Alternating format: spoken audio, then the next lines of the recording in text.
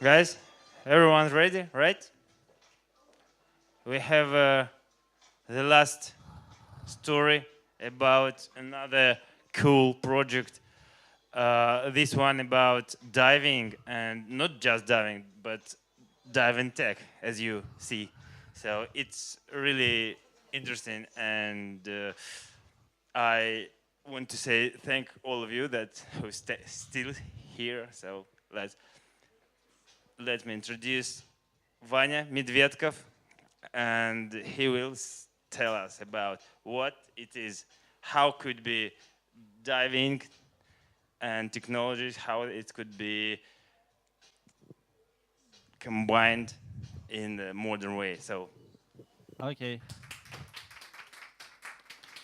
Uh, Nice to see you guys. My name is Ivan, and today I want to tell you about our project and our company. And first of all, I want to say that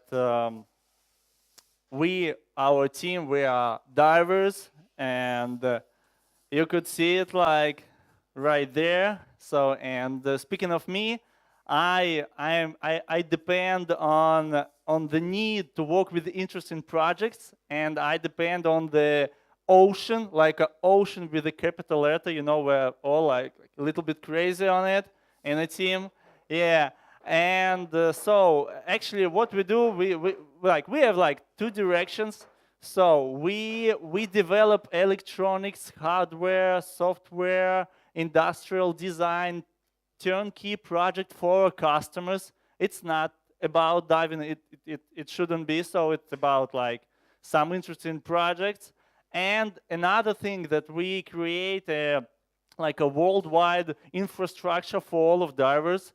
Like you could pretend it as a, I don't know, like a Booking or Airbnb or something like this, and plus some like, you know, social network, but for divers, you know, like especially for divers. And in this business, the hardware basis is a scuba dive computer that I'll tell you a little bit later about it.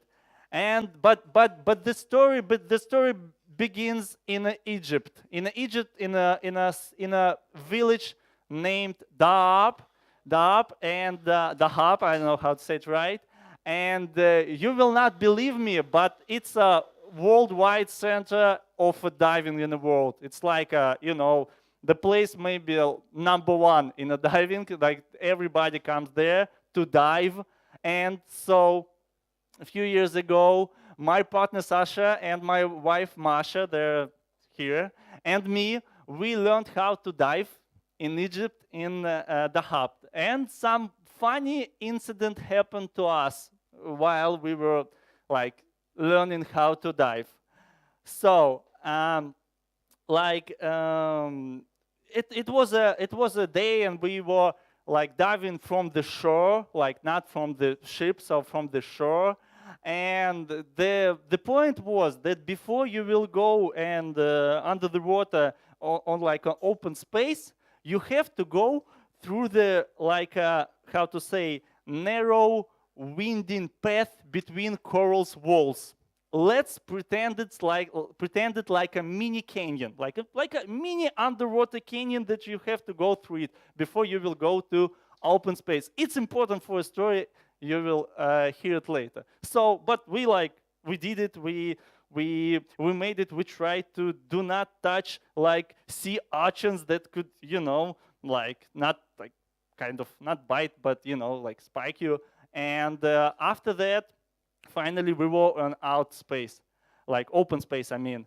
And actually, like it was just a third day of learning how to dive, and on this day I just started to realize how beautiful it is, like how different it is to go under the water and to watch all of these beautiful things. It's like you explore and you discover the underwater world, but it's like a new world for real. I mean, of course, I cannot describe it especially on English, how beautiful it is.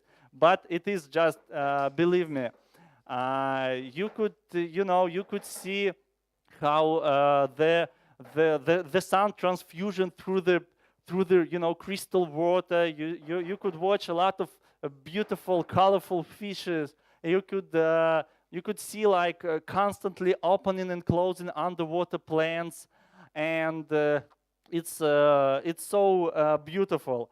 And uh, it was like a, so we have a dive. It called this, like event, not event, but kind of, and it was the end of the dive, and I was the last one. I mean, I was following my instructor, and of course, instructor looked after me and our group. So, and when you dive, especially when you begin to dive, it's really important to control I mean, just say it like air. I mean, like, you have to control what the pressure in your tank, like how long you could stay under the water. So, and it was the end of dive, so of course it was like not a lot because it was ending. And I was following my instructor, and everybody like just came in this mini canyon that I tried to describe you before.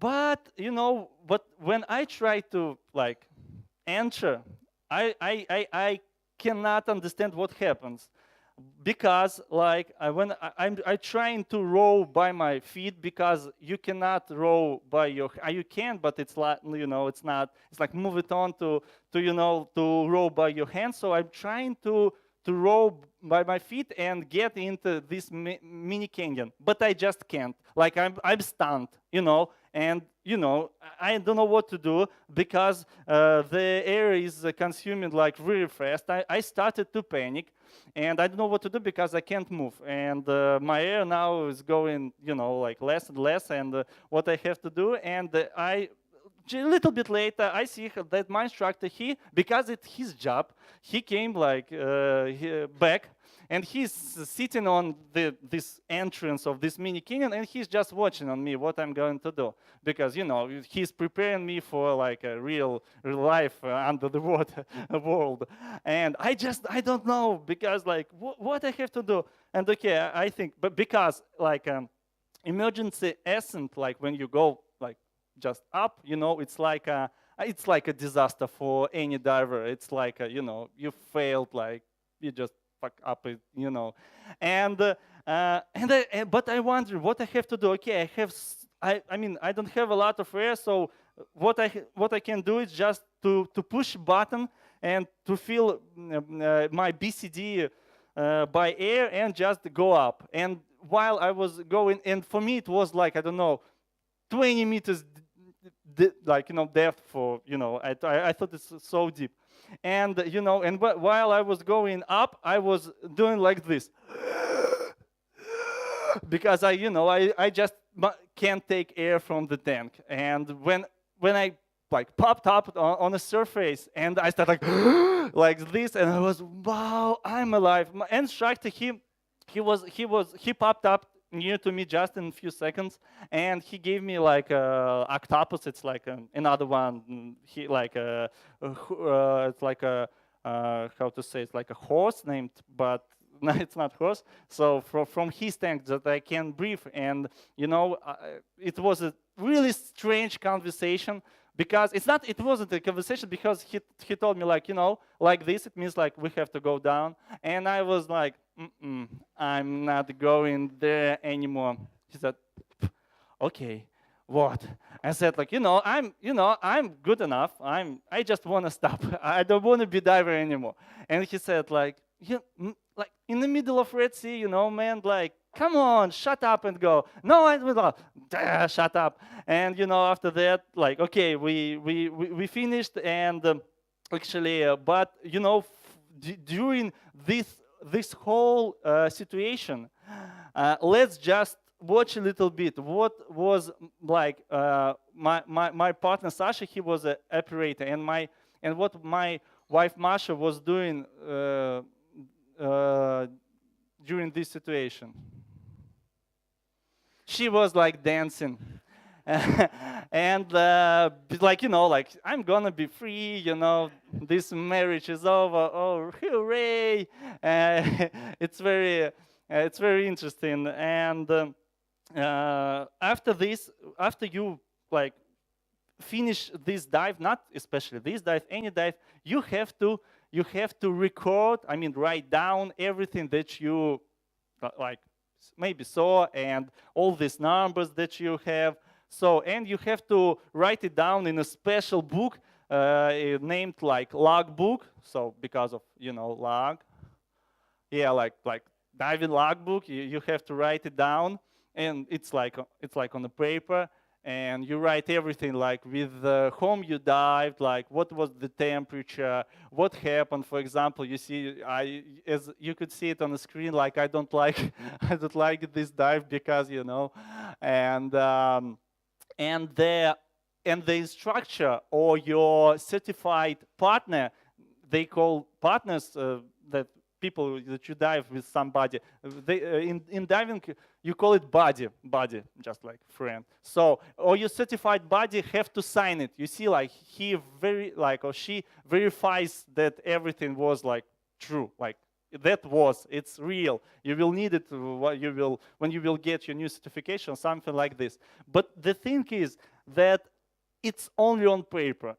Do you believe or not? On this huge market, there is no electronic way, like only on paper. And if you will lose it, you know, like maybe you will save some copies, you lose it, yeah, you lose it. So it's no electronic. And we saw like an opportunity for business, like to make a infrastructure like a worldwide with all of certification centers and, you know, like diving centers, etc. So we could, you know, use it like make it electronic.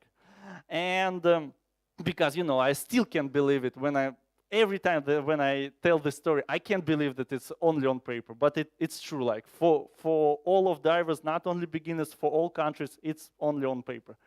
So, but the thing is that plus you just, it's not about only verification your dives. It's about that you know, I don't wanna even write down, you know, the place, the temperature, everything that it's on this paper. So I wanted that something like device will collect this information for me. So, and it's in diving, it's really important device. It's a dive computer. It's not our dive computer, but it's just for, you know, to visualize it.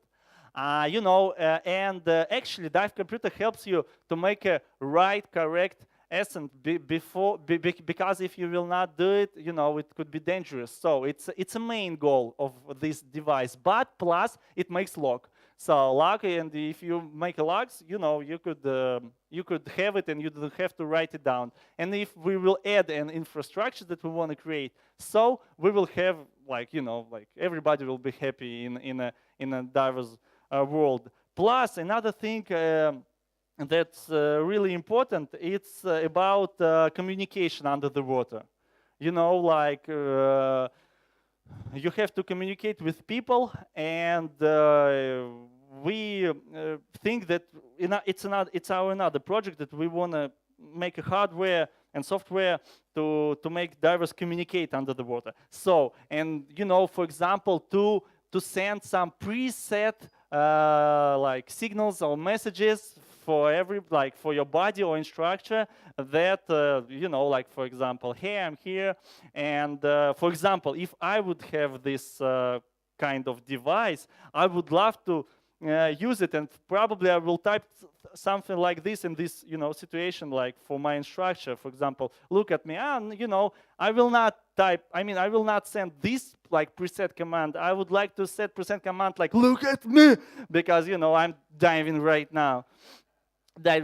So, and we created like a page, like a smart dive. Of course, I'm kidding. It's not gonna be like this, but kind of.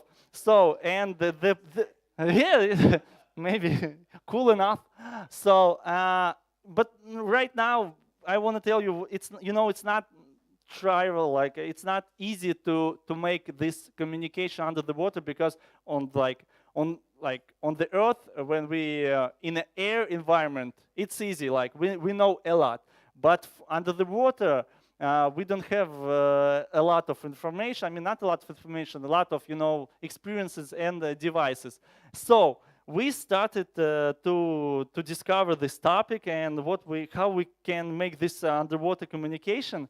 And we know it's like two options. First one, it's like electromagnetic waves. Another one, it's like sound waves. So speaking of electromagnetic waves, only super long waves works like this electromagnetic waves. And we know that if you wanna do it, you have to you have some options for this electromagnetic wave. You could build like a super huge high radio tower, and send some signals. It's like one option. Another option, you could for example create like an aircraft that will carry like a tail with, for example, 5 kilometers cable, I mean like antenna, to do it. Because super long wave, it's about, for example, it's like 10 kilometers, for example. And the antenna should be like a half, like 5 kilometers. And, it's like a pretty big end, like 5 kilometers of cable. So it's a wave for electromagnetic. And for sound waves, it's like another option. For example, if you want to send some information, you could you could drop the bomb near to Hawaii. It sounds like crazy, but and everybody make a huge explosion. Everybody under the water will hear you if they will be prepared. They have some equipment. And but we don't want to drop the bombs. And another way, so it's like a local thing when you don't need this whole distance. I mean, the whole under the whole ocean. You could make some controlling explosions. Speaking easier, it's like small explosions and some special equipment to hear these explosions. Actually, it will be again easier to say it's like underwater loudspeakers, you could pretend loudspeakers, but it's like underwater loudspeakers. And we were like thinking, okay, we could build like a super high radio tower.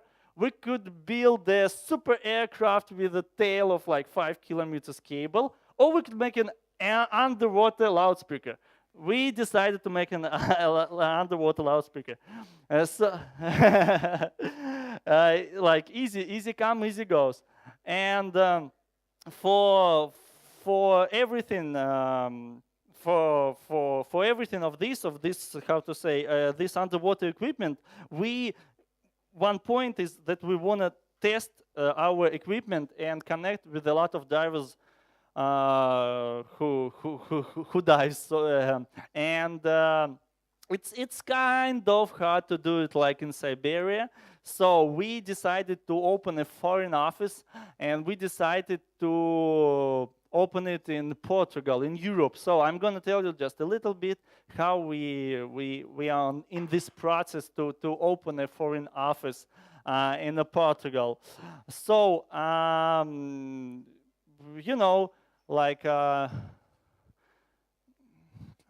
it's just a smart slide for all of my story. So, and it's Portugal. And because Portugal offers a startup visa program for businessmen like us. I mean, now it sounds like commercial, but it's not, or it could be so. But anyway, so Portugal, we chose this country of course not because of its warm, because of delicious food, because there are no ticks and mosquitoes. No, not because of it, just because of course, ocean and business opportunity for our company.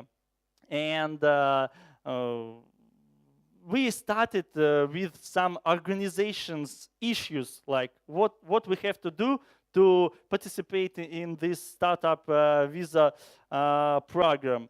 And we know that it's like some 70 certified incubators over there, and you could like try to pick one, and you could apply with you've like it could be 5 businessmen in one project. You can apply to this startup visa program, and you describe your project, what you want to do, why they have to choose you, you know, etc.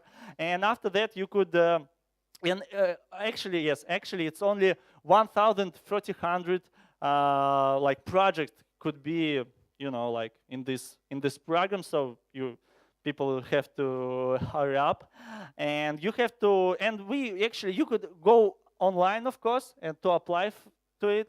But we made it like a old school Russian style. We came to Portugal. We started to, you know, we have some meetups with incubators. Actually, it's smart, I guess, because you have to watch what kind of office will you have, and we start and you could make some obligations for them that you want to come, and the incubator could give you an obligation that they will book a slot that you know for you, like, and you will get this opportunity to apply to startup visa program. And actually, we even came for ministry that responsible for a program and asked them a lot of questions that we couldn't find answers like in description of the program. Actually, it was really helpful for us. And after that, we came to Russia to collect all of necessary documents.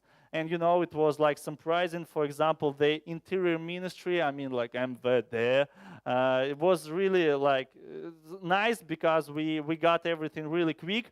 But the tax department, it's like a boss in this quest. You know, you will try really hard to go through it, and and all of this process took like, for example, 9 months from the like when we applied till we get the acceptance for the startup visa program. It's not like a visa, because visa it's a second step, but it's like, you know, how we say in Russia, like it's like technical when you get this acceptance. So, and now we are, you know, waiting to apply for exactly for visa, so we could get it.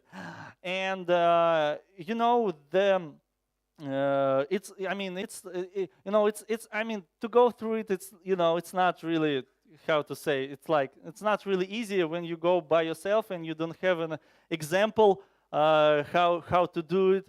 And but what I want to say for you guys, maybe it's interesting for you. You guys now like have us, like it's like part of our team in Portugal. Is this we took this photo. So, and now we know how to do it. We could help you if you want, especially about, of course, Portugal startup visa program. But I guess European programs, they kind of they have some common things, you know, and maybe even in USA and other countries. So we have this experience, and we have some, you know, like shortcuts. We found some, you know, how to do it, and we will be happy to help you if you want about this, you know, how to get this startup visa program. So, and now, thank you very much for your attention, and I'm ready to answer questions.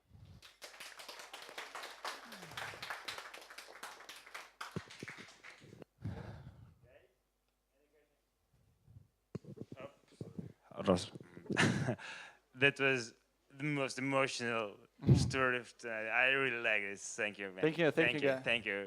Huge Thank thank. you. So, guys, maybe you have no question now, but we still have time to hanging out here and keep talking, just in a random, free way, sitting and changing tables around the bar.